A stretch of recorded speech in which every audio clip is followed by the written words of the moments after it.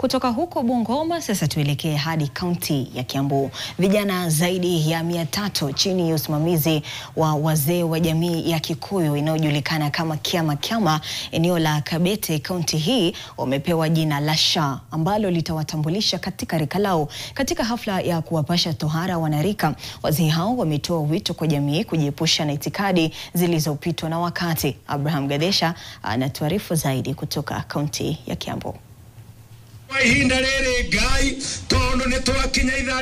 Ni sherehe ya vijana zaidi ya 300 waliopashwa tohara katika eneo bunge la Kabete. Vijana hao wakipewa jina la SHA.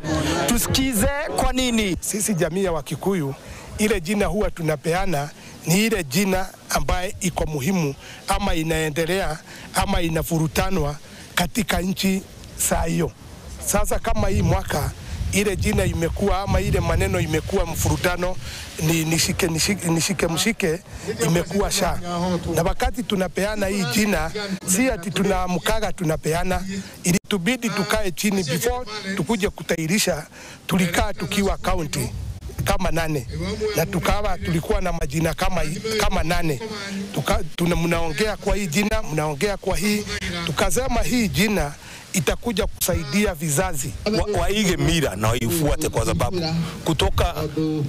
kutoka miaka nenda miaka rudi kuna zile mila na kuna ile mwelekeo ulikuwa unazingatizwa hapo na wale mababu zetu. Kwa hivyo wakati wanaleta kupotosha watu, tunajaribu sana kuwasihi wakubali warudi katika mwelekeo na wakubaliane na wazee, kwa sababu tunasema kuishi kwingi ni kuona mengi. Lazima kila mtu kuwe na mila, na wanasema mwacha mila ni mtumwa, lakini kuna wengine ambao wanakuja na mila ambazo ni mila potofu.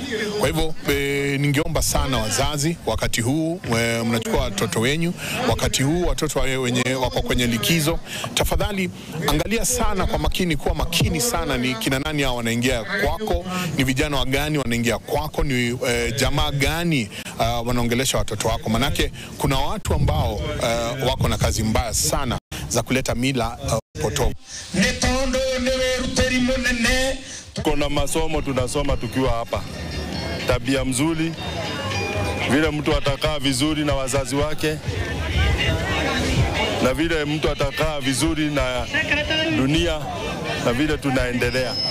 Kwa hivyo kazi yetu kubwa ni kumfundisha mafundisho ya kimila zetu, mafundisho ya vile atakaa na maneno vile atakaa vizuri.